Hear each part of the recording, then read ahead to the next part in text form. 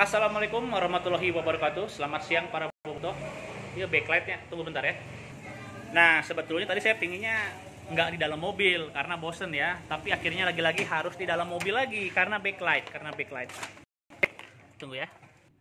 Iya, kita lanjutkan. Mohon maaf sekali lagi. Tadinya pingin di luar mobil biar suasana baru backlight ya jam segini. Teman-teman, saya cuma pingin ngasih tahu aja nih kabar terakhir ya, kondisi persiapan liga.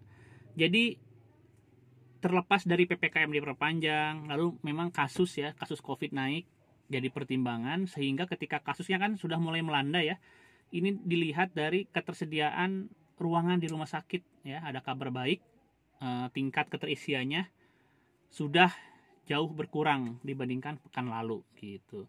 Jadi walaupun PPKM diperpanjang, kayaknya nih liga on the track ya, liga on the track. Saya kemarin baru aduh ini punten nih bapak-bapak liga ya, saya bukannya ngebocorin, tapi yang saya sedang lakukan ini adalah memberikan kabar-kabar baik buat para penikmat sepak bola. Jadi skenario terakhir itu nggak ada planning B ya.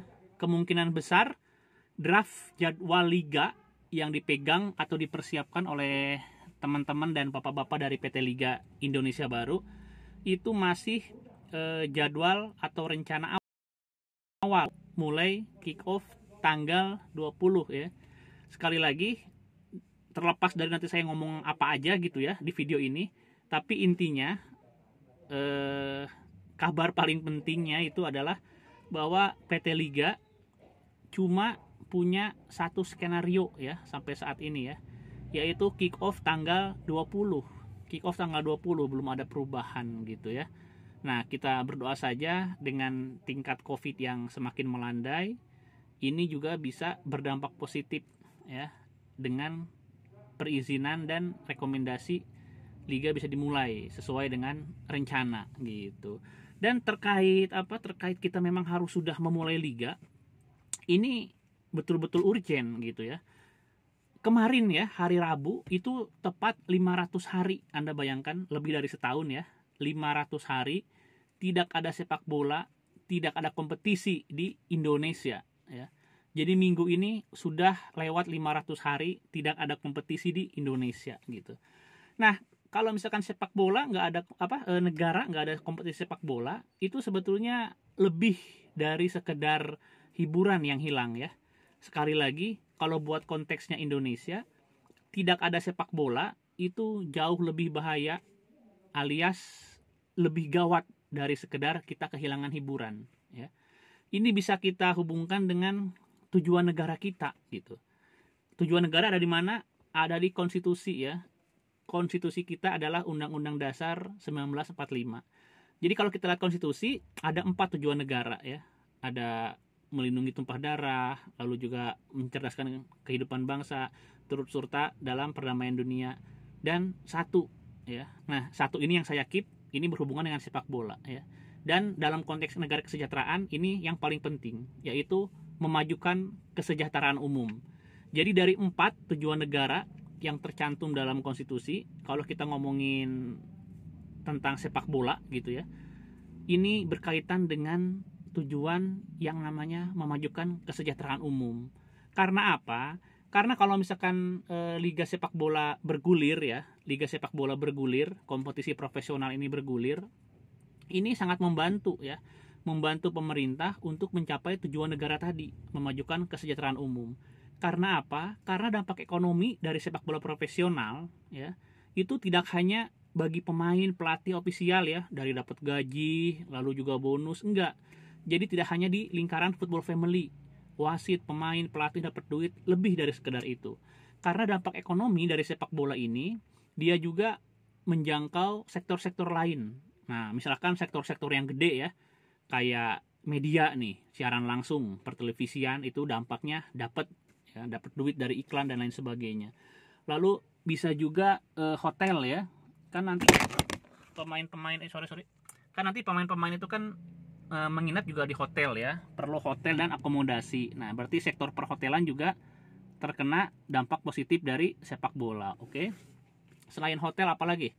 Maskapai nih, maskapai ya, penerbangan gitu ya. Kalau misalkan sepak bola berjalan normal, ada home away tandang gitu dari pulau satu ke pulau lain, tentu ini juga punya dampak positif terhadap industri penerbangan, maskapai transportasi ya. Lalu aparel nih, aparel ya. Kalau liga berlangsung maka penjualan aparel bisa meningkat. Ini aparel yang resmi ya. Jadi saya anggap kelas kakap. Tapi ternyata bukan hanya para industri atau para pemain industri kelas kakap saja yang dapat atau kecipratan dari industri sepak bola ini. Yang kadang-kadang kita anggap remeh ya. Kadang-kadang kita anggap remeh padahal perputaran uangnya juga besar loh ya. Perputaran uangnya besar. Semisal saja kalau main ya, sepak bola main di sekitaran stadion kan ada yang jual-jual baju palsu tuh, baju bajakan gitu ya. Itu industri memang ilegal ya, mungkin nggak sepenuhnya resmi, tapi itu perputaran uangnya besar loh, baju-baju bajakan ya, si emang-emang itu, karena banyak peminatnya banyak ya.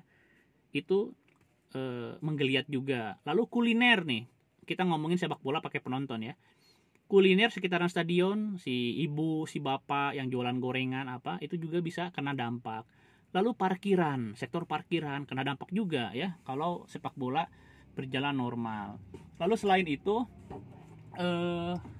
ada juga sektor transportasi ya, transportasi kayak misalkan penyewaan bus, rental mobil, lalu juga pengisian bahan bakar itu akan meningkat gitu ya seandainya sepak bola berjalan normal gitu.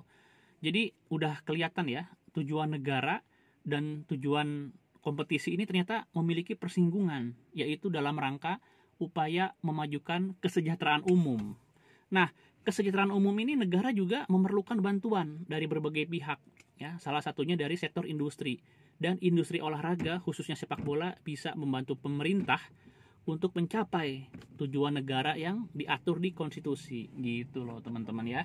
Jadi sepak bola itu jauh lebih penting daripada sekedar hiburan, karena dampak ekonominya itu bisa memberikan kesejahteraan bahkan untuk masyarakat kecil ya. Tadi saya sudah sebutkan kuliner, parkiran, hal yang sepele ya, jual kaos bajakan itu akan terkena dampak positif. Oke teman-teman, ini karena saya udah dipanggil ibu saya, sebetulnya udah beli lotek nih dari tadi ya. Jadi sorry kalau misalkan nggak ada edit, langsung ditayangin, tadi sempat jatuh juga ya. Oke. Assalamualaikum warahmatullahi wabarakatuh. Semoga kita semua selalu diberi kesehatan. Oke. Oh ya, terakhir dari supporter ya. Kan kemarin udah dimulai gerakan para pemain ya. Kami siap main katanya. Terus Panpel juga ternyata saya lihat beberapa video mereka juga tetap mempersiapkan lapangan buat tanggal 20 ya. Ada cek keterangan lampu itu Lux, namanya Lux ya, ukuran keterangan lampu buat main di stadion namanya Lux. Itu juga saya lihat Panpel sudah mulai mengecek. Dan saatnya kita nih supporter juga boleh kalau misalkan kalian punya video-video tentang himbauan bahwa para penonton siap menonton dari rumah gitu ya dengan tertib, itu juga boleh ya. Oke teman-teman, gitu aja. Assalamualaikum warahmatullahi wabarakatuh. Maksudnya boleh diposting gitu ya.